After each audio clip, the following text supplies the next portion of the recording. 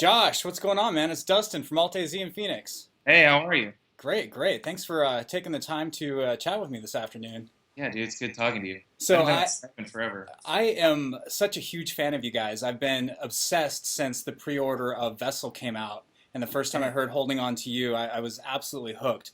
And I'm so obsessed that Sunday night I was gonna go meet up with some friends for Game of Thrones and dinner, and I ended up ditching out on them because I get this email that my pre-order of Blurryface was ready, and I literally grabbed my headphones, went to the gym, and walked on the treadmill for an entire hour listening to it. That's So awesome. good, man. I'm so stoked to hear the new album, and Did you congratulations on the second. Or did you catch up on Game of Thrones then? I did finally later that night. I finally had to put you guys down and watch it on DVR, but it's all Thanks, good. man. That's awesome. Do you watch Game of Thrones or? Tyler does, but I haven't gotten into it yet. Yeah. So big news this morning. You guys announced the Blurryface tour. How exciting! Yeah, we're really excited about it. We've just, I guess, for the past few months, just because we've been sort of in this studio and kind of recording this stuff, it's been weird because um, I think our home feels like our stage feels like the home, our home. So it's been weird not being out playing shows, and so now I think just thinking about going and playing and rehearsing for this stuff is like just been exciting, and we're ready to go and play.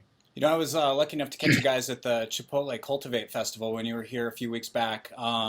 Great show. You guys were awesome. That was actually the first time I've seen you live, so I was super stoked for that. Oh, really? You're playing a bunch of the music festivals this summer. You're doing Lollapalooza. I'm curious with the when it comes to the headlining tours, what's different for you guys when you're out doing your own tour to support the album versus what you do at the summer festivals? That's a good question. I think um, the festivals they're interesting because everything like kind of sort of like the summertime or like the not tour portion of what we do feels a little bit more chaotic in the sense of just kind of like I think tour has a lot more feel of like routine, and it's Right. like it feels like it feels sort of the same. Festivals feels different, and it's like it's exciting. I think Tyler and I both love festivals. I think it's kind of like when like kind of summer comes around and we start hearing the festivals that we're going to be doing and stuff, we just get so excited. Right. And there's part of an element about it that's really fun for us is it's kind of you get to be a little bit more competitive, I think, because there's so many bands playing and everybody. I think all the bands, every band is this way, but they're not always going to be vocal about it. But it's kind of like there's a level of a bit of competition, and it's fun for me. Like Tyler grew up kind of like playing basketball and in like a basketball sports family, so he has a lot of that. And we're both that way, but it's fun for me to kind of just feel that a little bit, and also just the atmosphere of festivals is so fun. Yeah, yeah, it's crazy. Just the idea of people kind of like being in, maybe it's like a field or whatever for 3 or 4 days camping out, and it's like all about music for that amount of time is like really cool.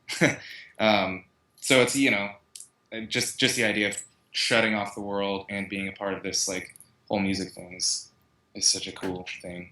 So you guys have been kind of exploding over the last couple of years. I think a great example of it is the video you did for "Ode to Sleep" back on the Vessel album. Kind of told the story of how you started off as just this band in Columbus, Ohio that nobody really knew about, and it's progressively gotten more and more intense for you guys.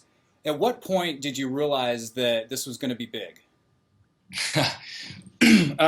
Well, I think that video is a good reference because um, I guess to be kind of like honest and vulnerable. Um, the first time that Tyler and I ever hung out together and just like chatted, we were up, kind of like all night until like literally the sunrise, just like talking about our visions and dreams and ideas for music and live shows and all that. And we've kind of like had this, we've sort of like had a pretty big dream for it since the beginning. Um, and so I guess with that with that video, we our friend Mark, who actually lived with Tyler for a while, he would kind of just be with us all the time. And kind of since the beginning, he's like, I just want to kind of like go on the road with you and hang out. So he would just go with us everywhere, and he'd always have his camera. And that "Ode to Sleep" video starts out at a VFW hall in Chicago. Okay. And it was the first actual kind of like tour that we did, and we wanted to start documenting there because I think we both.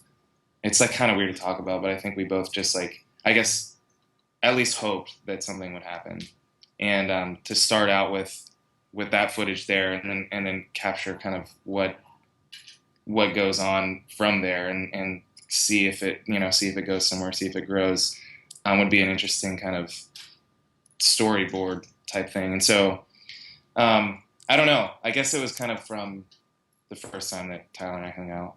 You guys, world domination was in your sights. I love it. The new album, Blurryface, it's really incredible all the way through. You know, I've had it for just a few days, and I've been able to listen to it now 3 times all the way through. I actually listened to the singles as they came out, and I've just had them on literally repeat over and over again. The Stressed Out video, it's so fun. That song, I think it really hits close to home for pretty much anybody who listens to it. But the tricycles, where on earth did you guys find those tricycles? There was I think one company in America that had the adult size big wheels, and so we ordered those. And I guess it's like kind of funny because the guy who kind of like owns the company or whatever, he's like, well, to get it to you, it'd be cheaper to literally get on a plane and check these 2 adult big wheels, and just fly them straight to you. It'd be cheaper to do that than to actually ship them. So he was kind of like hanging with us all day while we shot the video. I'm not exactly sure where they're from, but we found them somewhere, and they're super fun to like. Yeah, I had no idea adult big wheels were actually a thing. I've got to find one. Yeah. I guess just Google it or something. Right. Or you could just get a child size. Oh my God! Right. We're playing "Tear in My Heart" all over the radio station. I absolutely love it. But the track that really stands out on the album to me is "Lane Boy."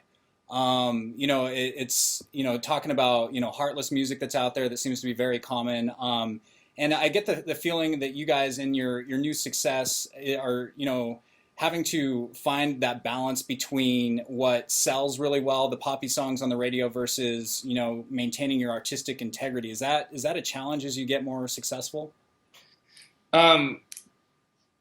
Well, I think Tyler and I have had like a lot of conversations between the first kind of album and the second one. Mm-hmm. As far as like kind of stylistically and lyrically, I guess, where there is kind of more of like a feeling of a pull from kind of different entities, I guess, whether that's like whether that might be a label or radio, or even our friends, like what our friends want to hear. Right. Or our families, or fans who have kind of like been around for a long time, or even what we just kind of like want to be writing or playing live, which really at the end of the day, it's like that's since we kind of like started out and grew up with the playing live, that's like kind of like what we think about most.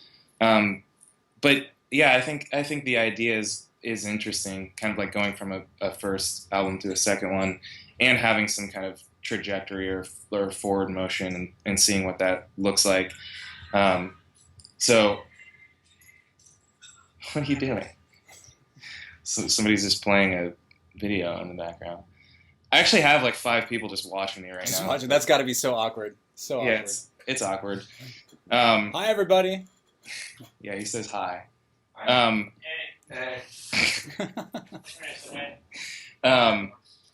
But yeah, I think, but really, at the end of the day, I think we just kind of like sat down in a room together as like friends, and we're just like, what do we want to write, and play live, and that helped to sort of like alleviate some tension or pressure of Right. where it goes. Is there a song on the album that you totally love or that is your favorite? It's tough. I think it's tough too. I've been actually chatting with listeners on Twitter today about our favorite songs on both the Vessel album and the Blurryface album, and I personally have a hard time choosing because I'm such a huge fan. So I can only imagine for you.